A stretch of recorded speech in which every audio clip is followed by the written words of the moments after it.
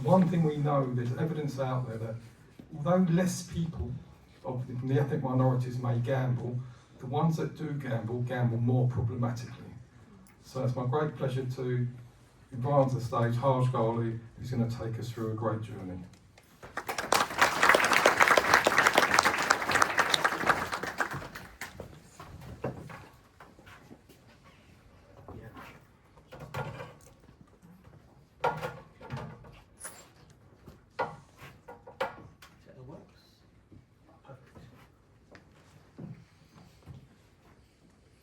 Information or impact? Which one is more important? Now, I've been sitting here and listening to all the fantastic speakers, so first of all, let's give them all a round of applause. You see, it's my belief that you need both, because you can't drive impact if you don't have the information. So stick around with me for the next 15 minutes, because I'm going to share what I've been doing in the South Asian community to drive information into impact. So I'm working with Ian and the Breakeven team around a fantastic project called Breaking the Shuttle. So, is this shuttle? So I'm going to share a bit more information for you guys. So let me load your frontal cortex or your conscious minds just a little bit more, which is studies indicate, and Ian's just touched on this, studies indicate while South Asians gamble at an overall lower rate, but the ones that do are more likely to develop a severe or a high level of risk of gambling, up to 5 times more. So what does that look like? Well, here's a fantastic diagram that was actually put together by the Gambling Commission. I'm not sure if you guys can see that. So from no risk, we are seeing a lot more from the white ethnicity gamble. But as we go up the ranks, we can see the higher risk. The colours change from orange to black. So black represents the ethnic minorities. So what are the common reasons? Is it cultural integrity, financial pressures, marital problems, maybe a distrust in support services, or denial? That's one word that's used quite often within the South Asian community. This denial, or I call delusion. But what are the real reasons that people don't talk about their problems? Or 2 words: Sharm and Izzat. Sharm means shame, Izzat means honor. Well, there's no shame in honor. There's no shame in how we perceive ourselves and what we go through and suffering in silence. So why is this important? So why I'm actually even sharing this with you guys? Well, I'm lived experience. I was in £250,000 debt because of my gambling addiction. It started in 2009 after a night out with a couple of friends. I was actually in Broad Street, Birmingham. If anyone's been there, I'm not going to talk bad about it.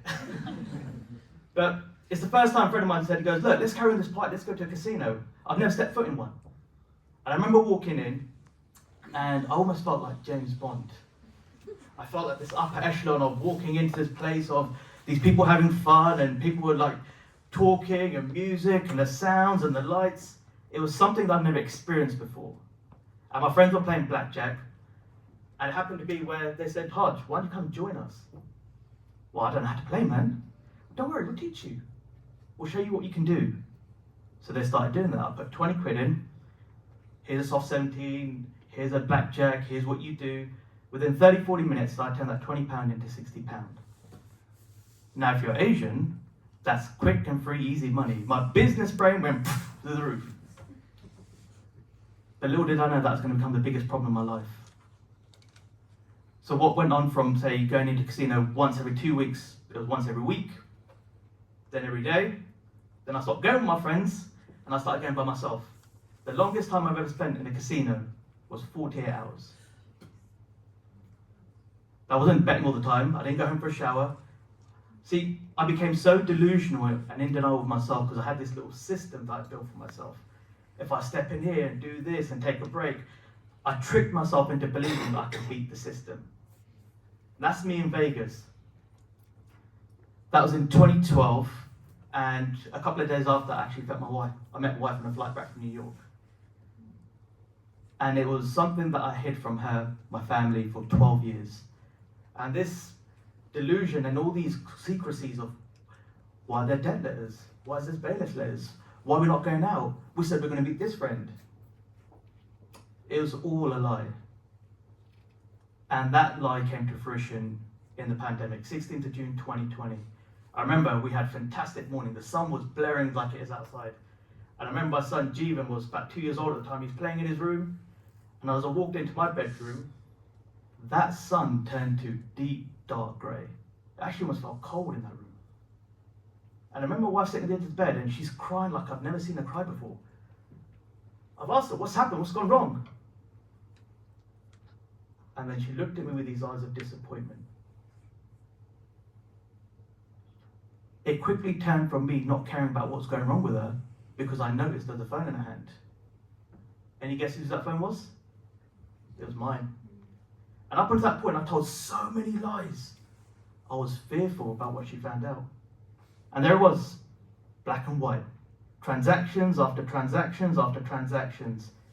Not just hundreds, thousands, to tunes of tens of thousands, to a tune of £250,000 debt. And that's it. For so long, I was trying to chase a jackpot, not realizing my jackpot was sat in front of me. And I couldn't do what I wanted to do, and I feared losing my family. And I said to her, what can I do? And I remember begging and just saying to her, give me another chance. And she said to me, she said, the only way going to work is if you get professional help. But I'm South Asian. I've got an ego on me. Guess what? I can do it myself. I know how to do this. No. This is Lance chart. If you don't get professional help, there's no more children, there's no more us, there's no more of what we're going through. So who do I reach out to? My family? My friends? My brothers? The shame and guilt kicked in. But I'll tell you what I have been told from growing up was why don't I contact my local temple? It's called a Gurdwara. And I remember calling them and saying, this is what's going on. Do you think they help me? I actually came off that phone call feeling more judged than I've ever done before. And I was angry at them. I was angry because I'm meant to be told that from a young age, if you have a problem, contact your local temple. They can help you through things. And I said to myself, you know, with the work I'm doing and the help I need to get, so I joined up to NHS and I started the CBT therapy, and I felt like I was just getting worse, not better. And that's because they were treating the problem without understanding the person. And that's what we're here to talk about. We're here to talk about how do we align each other to each other's purposes and what we're doing to help impact the communities. And because of that, and because of me not feeling like I fit in, and I've had the self-sabotaging dialogue in my head, you're not enough, you're not good, you're a waste of space. 18th of August 2020, I tried to take my own life on the M1 near Leicester Services. Most of us don't talk about suicide, but that's the reality of it. I didn't just think it, I actually attempted it. Because I saw what it would take to come out of that £250 bad debt, and I thought, you know what, to rebuild my family, to rebuild the debts and everything that I need to do, I'm just going to call it quits. But fate had other hands, whether you call it God or universe or spirit, wherever you call it, I was here for a bigger purpose. And it was actually my son Jeevan, which in our language means bringer of life, saved my life. And with that newfound purpose, I decided to do something different. I went out there on the 5th of October 21 and I started sharing my journey because I just knew that there are other people out there like me. And I'm fortunate where I've been able to speak on some great stages, whether it's the BBC, ITV or Sky, or speak at the House of Lords or the House of Commons on GB News or all these things. But I just felt like something was missing. You ever had that feeling before? And I knew what that feeling was that people from my community are not being represented. They're not being seen, they're not being heard, and they're suffering in silence. And as a result of sharing my story, because there's a fantastic quote by Brené Brown which says, one day you'll tell your story and that story becomes someone else's survival guide. And as a result of doing that, this is the type of messages I get out there. I've been battling with gambling addiction. I decided to quit, but I'm left with huge debts. How will I recover? I'm depressed. Hello, Bardi, which means brother. I've remortgaged my home a few times. I don't know what to do. When I walked with purpose, I realized that actually I've been able to do something more powerful than myself, which is in 2024, I've nearly helped about 100 people start the recovery journey within the South Asian community, whether it's the affected other, whether it's the child, whether it's their partner, or the person going through it. And I've stopped 9 people from attempting or thinking about suicide. And that, for me, is the reason I decided to do this. But the hard truth is, when I started speaking to people from my community and saying, well, why did you reach out to me when there's so many other services out there? Here are some of the stuff that they said. They didn't reach out to the NHS, they didn't go to mainstream services because they didn't feel heard or seen, or they might not understand culturally what they're going through. They reached out to me because not only do I understand gambling addiction, I understand the cultures that make it hard to talk about. The izzat, the shame, the shudam, the ego, but more importantly, the unspoken rule of being judged. That fear of society and parents, and what are they going to think about me? What are they going to say about me? Am I going to fear losing people from my family and my community? And that's a big thing within the South Asian community. So why does this matter, and what can you do? I talked about this before. Information or impact?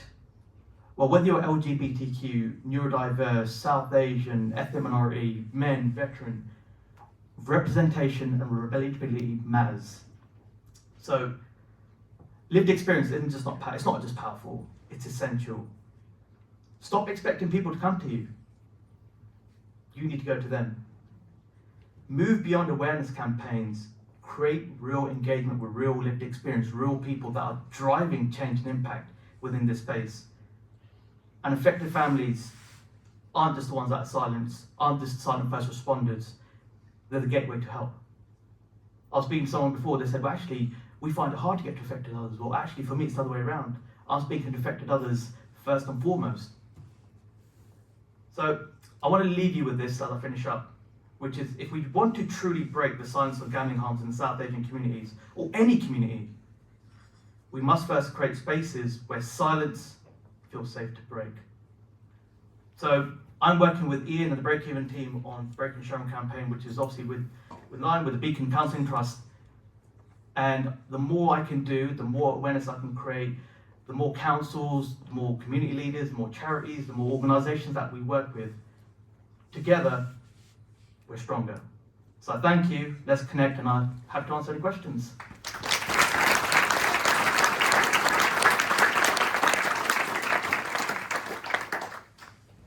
No questions? Yeah. By the way. My recovery journey has been mostly in Gamblers Anonymous over the last 12 years. And Gamblers Anonymous itself does not advertise outside. You have to find it. Yeah. And I noticed the diversity within rooms I've been in is very predominantly white male, generally. As you're saying, the stigma is there throughout all communities. And I'm wondering what we can do as a group, even just as a small Gambler Anonymous group, what can we do more to make other communities feel it's the place for them? Because we're a very, I know every room I've been to is very welcome, and once you go in there, you know, you go in with anxiety and nervousness, but once you start to meet people, you feel part of that. What more can we do without betraying GA's non-promotion? Work with key frontline staff workers. There are organisations, there are charities, there are people out there that are doing the work that you're talking about. But it's how we educate them, because I don't want to be the person that just goes out and delivers all the workshops. This country and this place has been built on one thing, which is called community. And if we can work together as a community and help educate, train, create awareness, signpost, services that they can feel like they can talk to their people about, now we're empowering the frontline staff workers and local charities to do the work for us. Yes, sir. As a fellow recovering gambler, so I'm almost 6 months clean now. Give yourself a round of applause.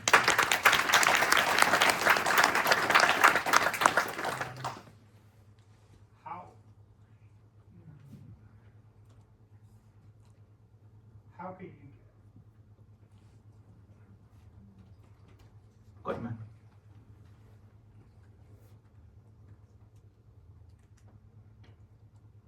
I want Camera.